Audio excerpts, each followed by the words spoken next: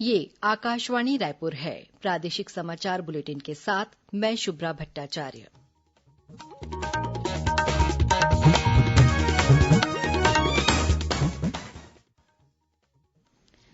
और अब पेश है आज के मुख्य समाचार। राष्ट्रपति ने स्वास्थ्यकर्मियों की सुरक्षा के लिए अध्यादेश को दी मंजूरी। छत्तीसगढ़ सरकार ने स्वास्थ्यकर्मियों पर हमले के खिलाफ त्वरित कार्रवाई के लिए नोडल अधिकारी नियुक्त किया।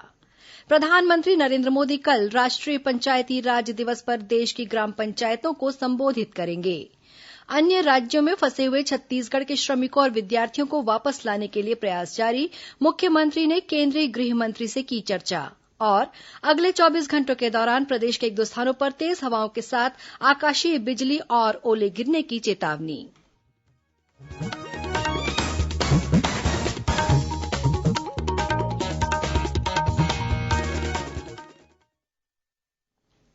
अब समाचार विस्तार से। राष्ट्रपति रामनाथ कोविंद ने स्वास्थ्यकर्मियों की सुरक्षा के लिए महामारी आपदा अधिनियम में संशोधन के अध्यादेश को मंजूरी दे दी है। अध्यादेश में हिंसा को संज्ञेय और गैर जमानती अपराध बनाने तथा स्वास्थ्यकर्मियों के चोटिल होने पर मुआवजे का प्रावधान किया गया है। अध्यादेश में उत्पीड़न, शारीरिक चोट और संपत्ति को नुकसान पहुंचाना हिंसा माना जाएगा। इस बीच केंद्र सरकार ने सभी राज्यों और केंद्र शासित प्रदेशों से डॉक्टरों और स्वास्थ्य कार्यकर्ताओं को पर्याप्त सुरक्षा उपलब्ध कराने के निर्देश दिए हैं।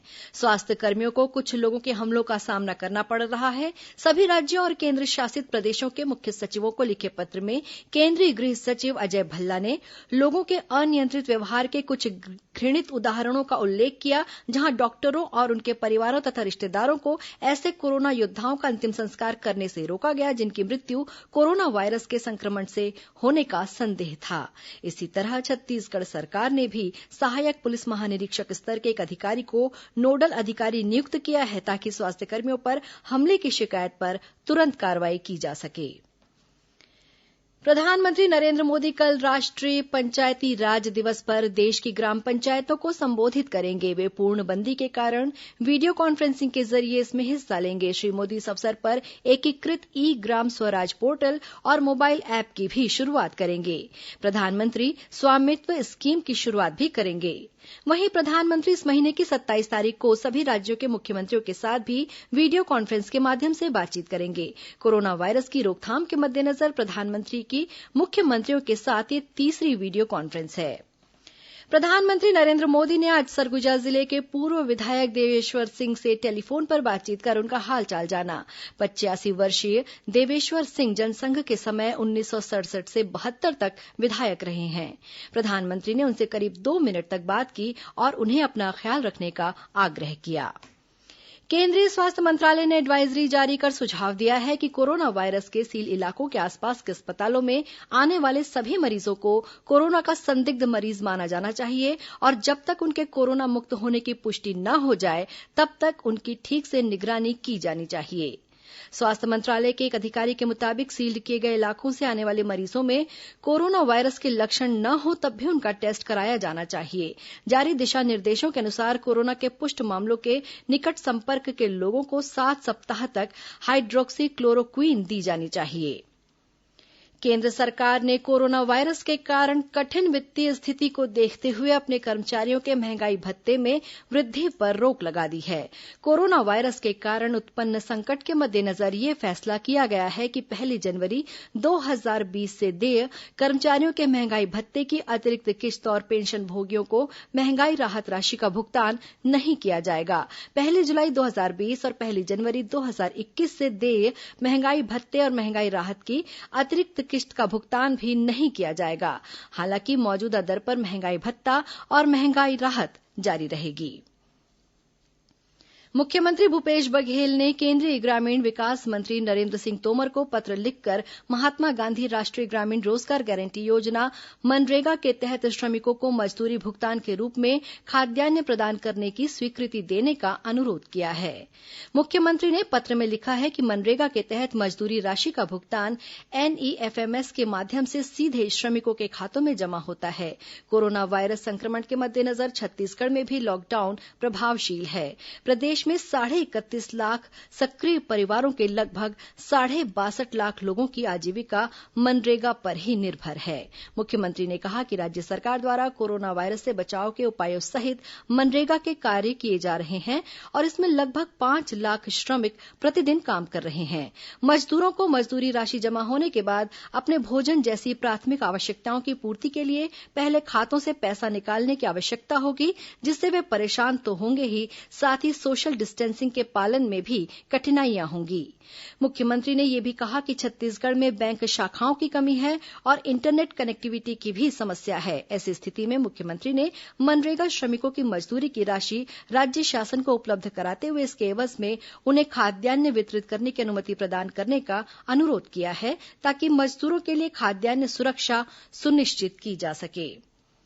कोरोना वायरस संक्रमण की रोकथाम के लिए लागू लॉकडाउन के कारण अन्य राज्यों में फंसे छत्तीसगढ़ के श्रमिकों और विद्यार्थियों की शीघ्र ही प्रदेश में वापसी होगी।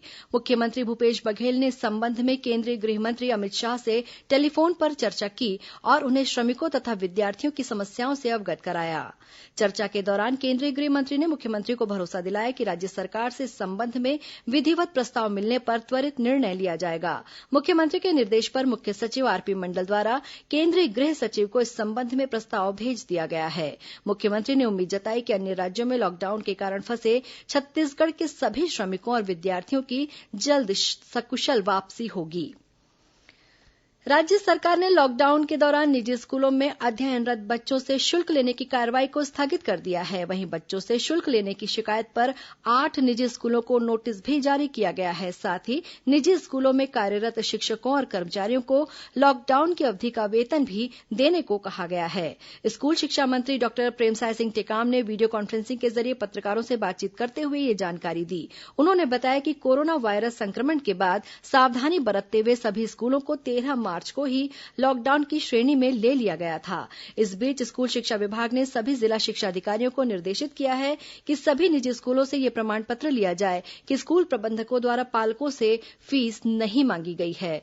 स्कूल शिक्षा मंत्री ने बताया कि लॉकडाउन के कारण बच्चों की पढ़ाई प्रभावित न हो, इसके लिए पढ़ई तुहर दुआर कार्यक्रम प्रारंभ किया गया है। इस ऑनलाइन पोर्टल पर सभी बच्चों को निःशुल्क पढ़ाई की सुविधा उपलब्ध कराई जा रही है। इसका लाभ करीब 16.25 लाख स्कूली विद्यार्थियों को मिल रहा है। इस पोर्टल से 1,65,000 शिक्षक भी जुड़ चुके हैं। उन्होंने ये भी बताया कि शिक्षा के अधिकार अधिनियम के तहत भी निजी स्कूलों में बच्चों को प्रवेश दिया जाएगा।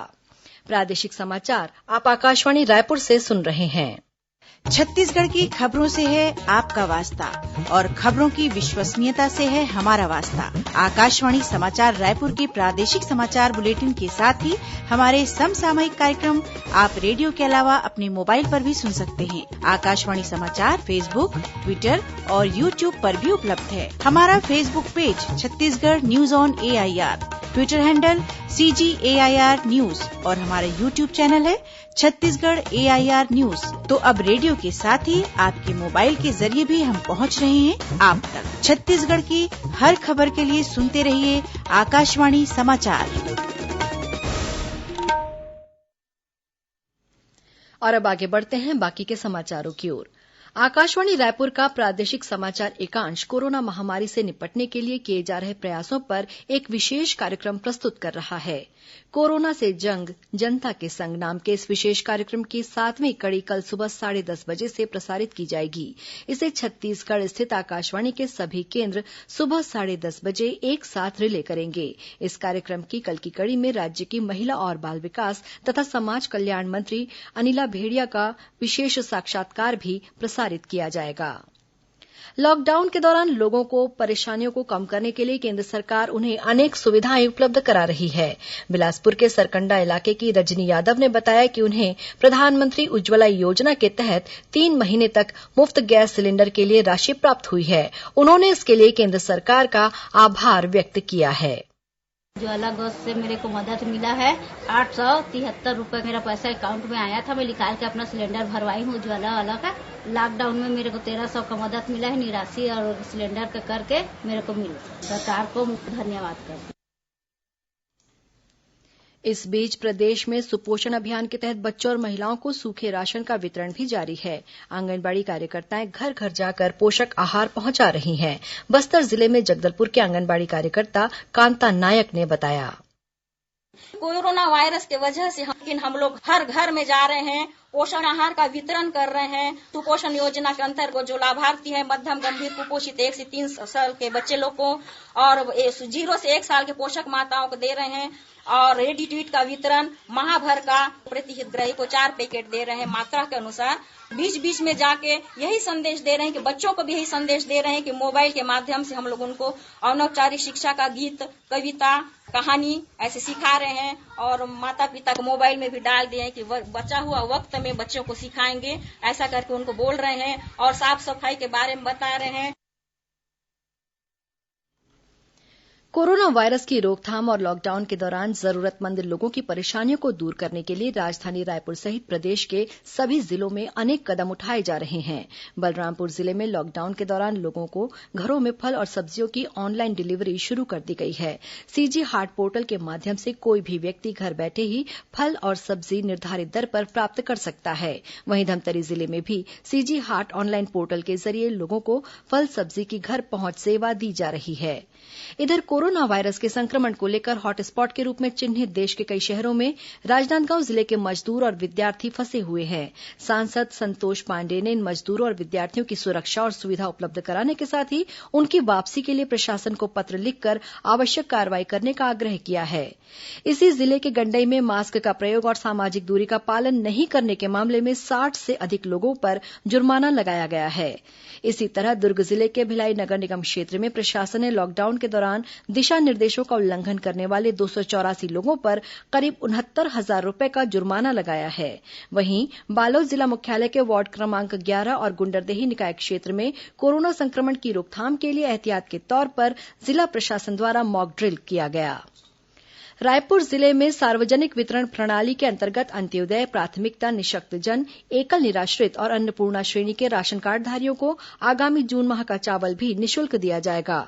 वहीं जिले में लॉकडाउन के दौरान प्रयास संस्था के विद्यार्थी व्हाट्सएप ग्रुप के माध्यम से पढ़ाई कर रहे हैं। इसी तरह कोरिया जिले में लॉकडाउन के दौरान स्कूली बच्चों को पढ़ई तुहर द्वार पोर्टल के माध्यम से घर बैठे शिक्षा दी जा रही है। वहीं महासमुंद जिले के सामुदायिक स्वास्थ्य केन्द्र तुमगांव में पदस्थ नेत्र सहायक अधिकारी और दर्रीपाली गांव में दूषित भोजन मामले में नोडल अधिकारी को लॉकडाउन का उल्लंघन करने के मामले में निलंबित कर दिया गया है। इसी जिले की करीब 518 ग्राम पंचायतों में मनरेगा के तहत काम शुरू किए गए हैं, जिसमें 63,000 से अधिक मजदूर कार्यरत हैं। इधर बस्तर जिला प्रशासन ने कोंडागांव और मुंगेली के मजदूरों को राहत शिविर से उनके गृह जिलों में पहुंचाने की शुरुआत कर दी है। कोरोना वायरस संक्रमण के मद्देनजर छत्तीसगढ़ पुलिस में आरक्षक भर्ती प्रक्रिया के तहत होने वाली शारीरिक दक्षता परीक्षा को आगामी आदेश तक स्थगित कर दिया गया है। पुलिस महानिदेशक डीएम अवस्थी ने वर्तमान परिस्थितियों को देखते हुए ये निर्देश दिए हैं। गौरतलब है कि आरक्षक भर्ती प्रक्रिया की लिखित परीक्षा में सम्मिलित उम्मीदवारों की शारीरिक दक्षता परीक्षा 1 मई से आयोजित किए जाने के निर्देश दिए गए थे। और अब पेश है मौसम का हाल। प्रदेश के मौसम में एक बार फिर बदलाव के आसार हैं। मौसम विभाग ने अगले 24 घंटों के दौरान प्रदेश के 1-2 स्थानों पर गरज चमक के साथ आकाशीय बिजली और ओले गिरने तथा तेज हवा चलने की चेतावनी दी है। वहीं कुछ एक स्थानों पर हल्की से मध्यम बारिश होने की भी संभावना है। मिली जानकारी के मुताबिक मौसम में आए बदलाव के कारण बीते 24 घंटों के दौरान प्रदेश के 1-2 स्थानों पर हल्की से मध्यम वर्षा दर्ज की गई है। वहीं विभिन्न जिलों के तापमान में वृद्धि हुई है। अब कुछ अन्य खबरें संक्षिप्त में। पुलिस महानिदेशक डीएम अवस्थी ने जिला और इकाई संवर्ग में पदस्थ 57 पुलिसकर्मियों को सहायक उप निरीक्षक अ से उप निरीक्षक अ के पद पर पदोन्नति के आदेश जारी किए हैं।